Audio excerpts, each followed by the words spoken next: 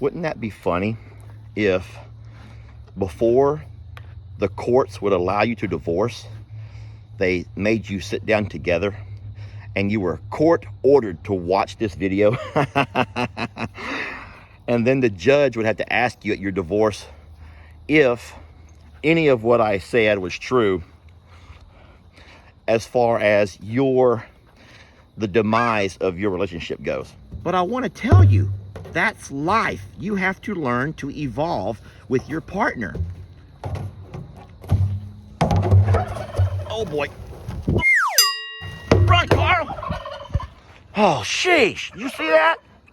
You okay?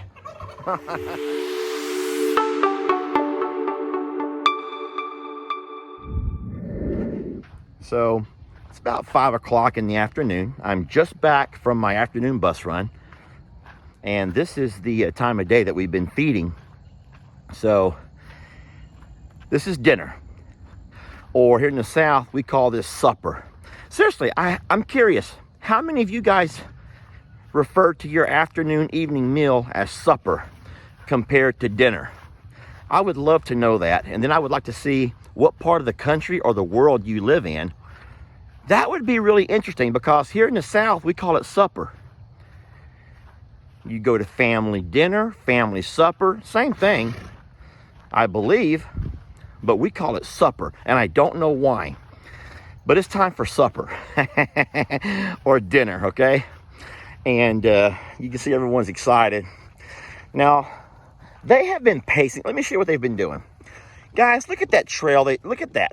They have been pacing this fence line because I've been making them stay out back, making them work. I want y'all to learn to work. I need you to, seriously, I need these guys to learn how to work.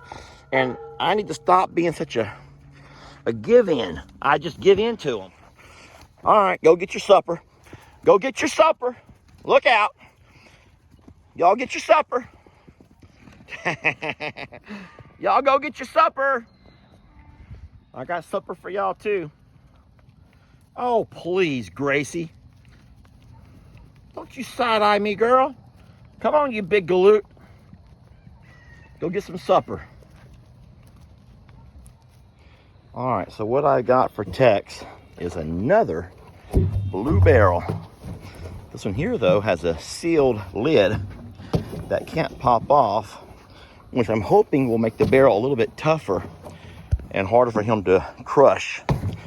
He has crushed so many barrels, and I'm hoping this over here will be the one that will last a while.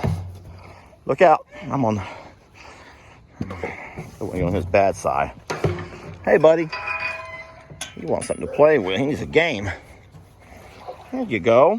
Look, I got you a toy. There you go. Look at that.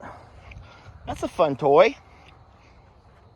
All right, you want me to help you? I'm gonna show you how to play it.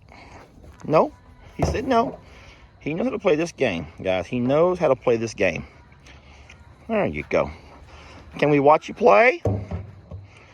Can Daddy watch you play a little bit?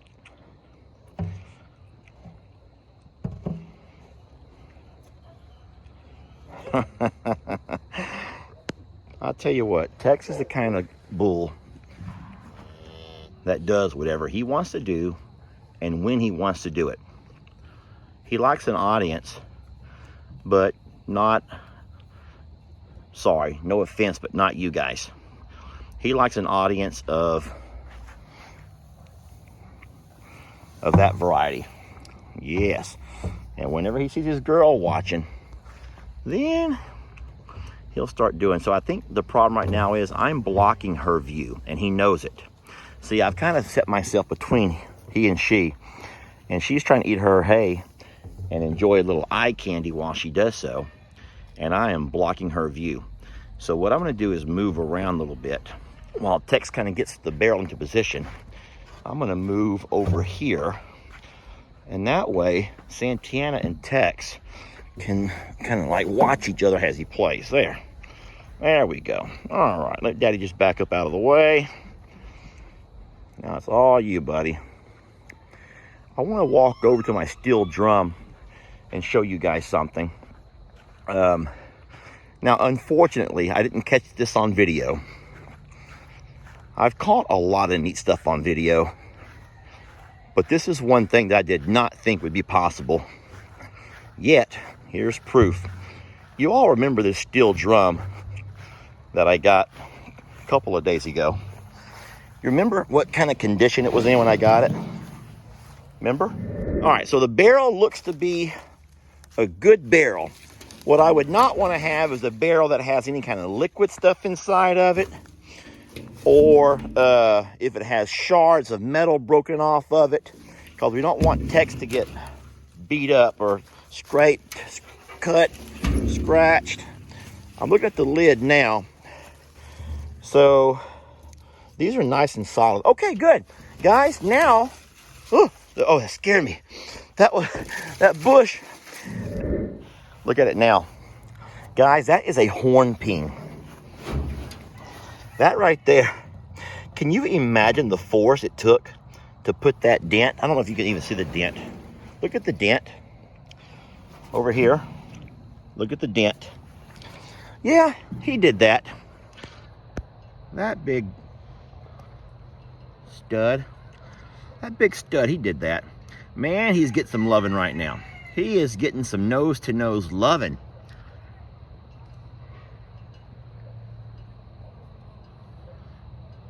Can I ask y'all a question? Does it seem like as you evolve into a relationship, when you first meet somebody, man, smooching all the time, kissing and hugging, and just can't keep your hands off each other. And then as you evolve deeper into your relationship, have y'all noticed that that kind of stuff happens less and less often? No, it does. That kind of affection happens less and less often. But you heard what I said, right? Evolve. When you evolve, your affection has to show itself in other ways. I'm serious here. Your affection begins to show itself in other ways. And every once in a while, you have to remind your partner that you love her or him just the same as you did when you met. If not more. You love them more every day. But when you start adding kids to the mix, and soccer games on the weekends, or flag football, or whatever the kids are into, and then you get back to your busy work schedules, and you know, life happens, right? Life happens. That little honeymoon stage, it doesn't always stay a honeymoon stage, but it doesn't have to change. You see, you have to, I think that both parties, the guy and the girl, or whoever, whatever kind of relationship you're in, I just think that everyone needs to understand, especially if someone could tell this to all the young kids before they get married. Just remind them that your relationship is going to evolve. It's going to change. It's not going to stay the same bliss that it is when you first get together. But over the course of life, you and your partner are going to evolve. Now, you have to try to evolve together. So I know you're all probably saying, "Oh no, Lester, what happened? What did you do? What's going on with you and Jamie?" No, guys, this is not just a Lester and Jamie. This is something that I've observed. Listen, I'm 50 years old, okay? And I've had, my fair share of ups and downs in relationship. And what I've noticed in every single one of them, long-term relationships, in every single one of them, there is a honeymoon period. Even if you don't actually marry somebody, there is a honeymoon period. And over time, you still love that person. You evolve, into doing other things with that person. But it doesn't always mean kissing and touching and smoochy every chance you get. What I try to do is I always try to sit beside Jamie when we go out to eat. Because we go out to eat at least, I'd say at least twice a week, sometimes more. But every time we go out to eat, I always ask for a booth. This is just a Lester thing, okay? I always ask for a booth if there's one available, and I sit beside her. Because, oh, this is gonna make some of y'all really gross out. You're gonna be grossed out. But as we kind of eat, I sometimes will touch her foot with my foot. I know that is absolutely no, it's not a fair replacement for a kiss and a hug. But to me, that's a way to show affection, to show her that I love her, without all the kissy. Because that to me is, I don't know, it's just, I'm not a kissy kind of guy. And let me tell you what's scary. Let me tell you what's scary. And I want to tell you right now why so many relationships end. While we watch these chickens fight, while we watch these roosters fight, I'm going to tell you why so many relationships end. And it's because, it's because women, okay, I'm just going to say it. I'm just going to say women. And you women are welcome to jump in here and reply to this in the comments. And I promise you, I'll read every one of them. Sometimes, of course, through, so, boy, I am really trying to find the right way to say this. So here's what has been my experiences, and many of the friends, my lifelong friends, have had very similar experiences, okay? So there's always guys out there that are, like sharks in the water, if you will. And your girl goes off to work out, or she goes off to even to the grocery store, or she goes off to work, and all of a sudden some guy comes up to her, one of these co-workers or somebody, and he makes her feel the way you used to make her feel back when y'all first started dating. He tells her the sweet little things. He finds ways to casually flirt with her. And all of a sudden, here it goes, ladies. Here's where you're going to start getting mad, but I'm right. All of a sudden, she's thinking about this other person the way she used to think about you. Yeah, she loves you. Yeah, you're her husband or you're her partner. I know, Cornholio. I know you know this.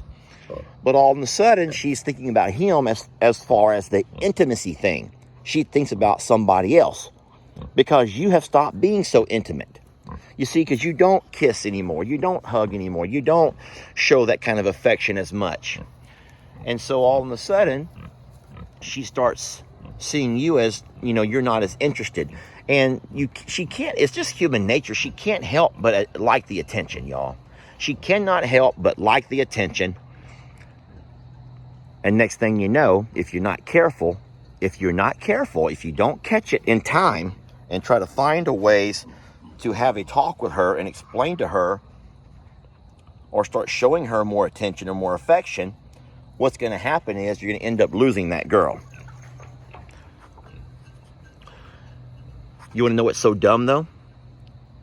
Do you want to know what is so dumb about this?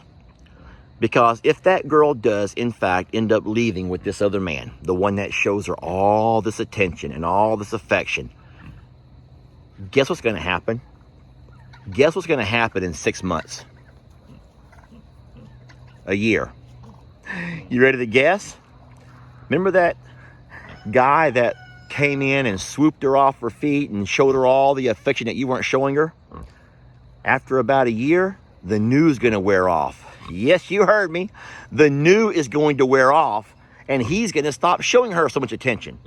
He's going to start understanding that life happens. And in life, you get busy with other stuff and family and, work and just the wear and tear of the everyday workplace. And all of a sudden, he's going to stop showing her so much attention. And guess what? She's going to realize then that, she had a pretty good thing when she was with you. She had a pretty darn good thing yet she forgot. And then she finds herself, I hate to say this because this is something that the kids use, but she finds herself as part of a body count. She finds how many people she's been involved with, always seeking. She's always seeking that love and affection, that honeymoon type thing. And in reality, she's never learned to evolve in the relationship. Seriously, she's never learned how to evolve with a relationship. And if I could go by, if I was somehow in charge of going by and talking to everybody who was about to get married, if they were forced to sit and listen to Lester, yes, if they were forced, if you could force, God forbid they forced me to be a counselor to talk to, it's like a premarital counseling session. I would tell every one of them the same thing. I would say, I know why you're getting married, because you love each other. You love the feelings that you give each other. And I'm going to tell them, but I'm going to let you know that those kinds of feelings have to evolve. Those kinds of feelings have to evolve. And so eventually you won't be as touchy and as kissy and as huggy. No. But instead, you'll find the same kind of affection in other ways.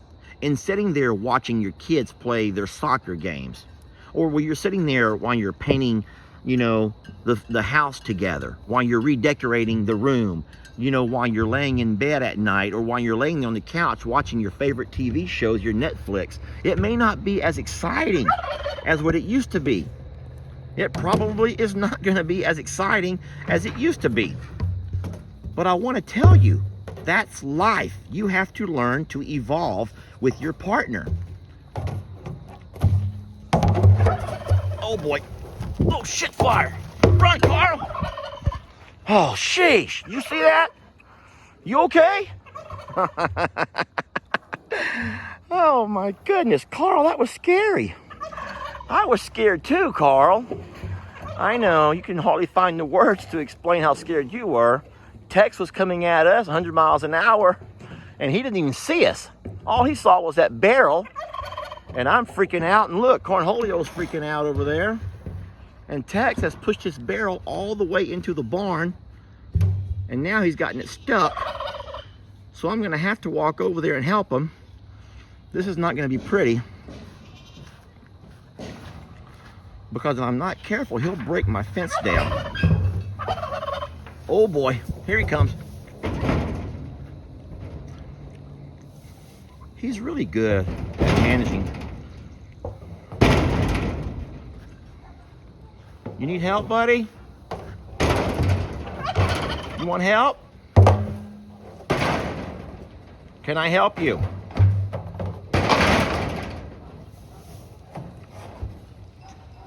There he goes. He's gotten it. He got it.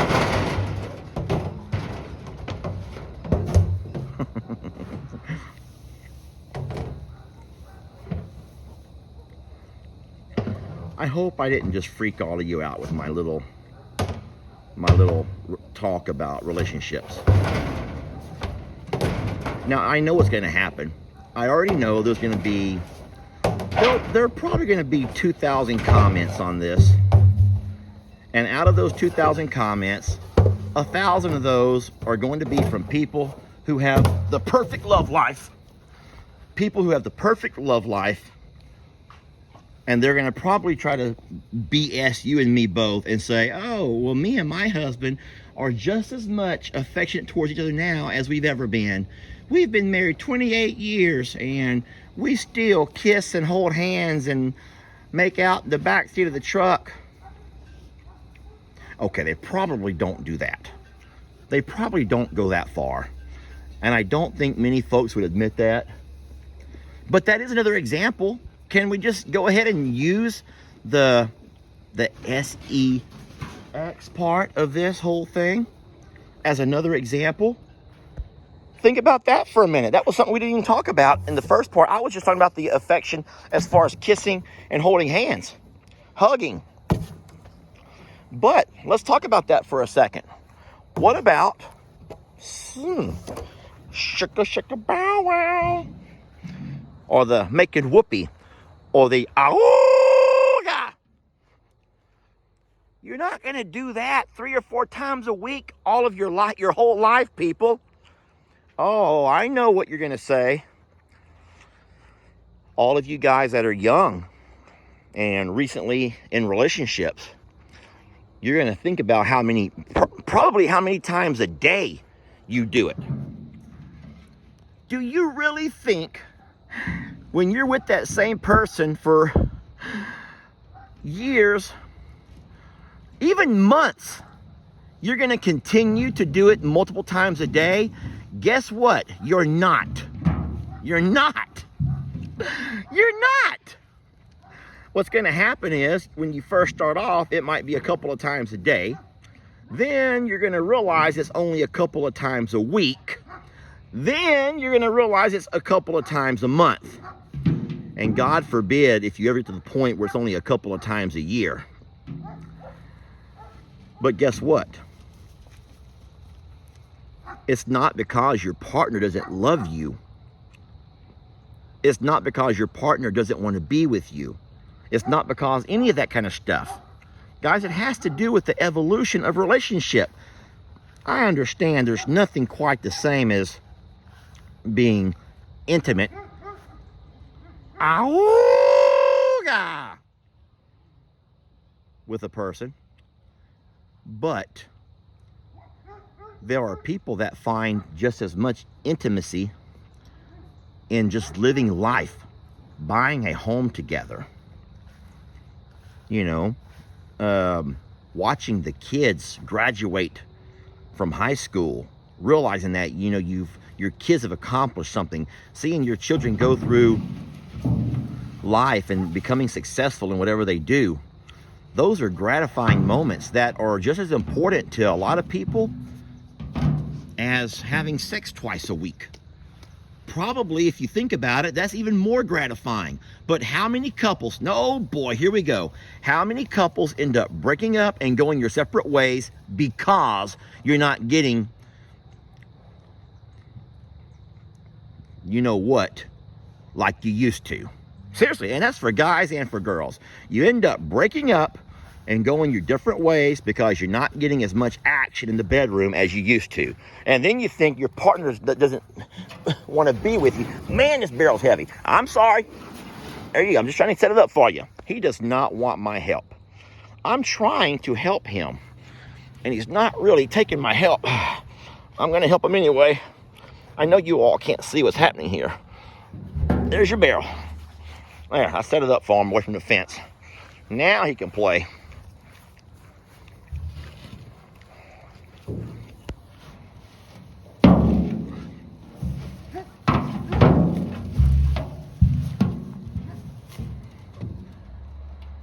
Yeah, I'll tell you what.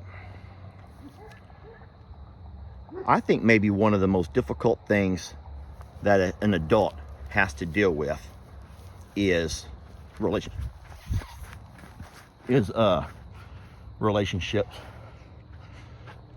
And it's scary, y'all. It's scary when you get involved with somebody and you just don't know how they're going to be able to evolve. You may have learned how to evolve over time. You may have learned how to evolve and how to be just as true to your partner with time as you are when you first, met and fell in love. But you worry, will they be able to handle that? Will they be able to evolve as well? Well, maybe you can, here's something you can do. You can share this video. I'm serious. Share this video and say, hey, you two lovebirds. I know y'all are just dating, but I want you to watch this video as Lester describes what's going to happen in the timeline of your relationship. Or if you're a man or a woman going through a hard time, say, hey, honey, I would like to sit down and watch this video together. Can you imagine people using Lester and his farm animals as marriage counseling? Hey, I believe every word of what I said. You probably don't. Most of you guys, I doubt after 21 minutes there's many people watching this anyway. But if you are still watching, it's very unlikely you believe a word of what I just said. But I'm serious. I can only speak from my experiences. I can only talk from my experiences that relationships are hard. My God, they're hard. And the longer they go on, the harder they become. Seriously, they're easy at first. People don't realize that. They're easy at first.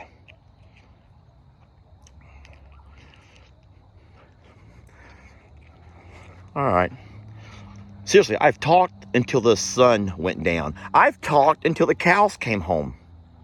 Y'all do realize that, right? Talked until the cows came home. And now the sun's gone down. All right. You guys have...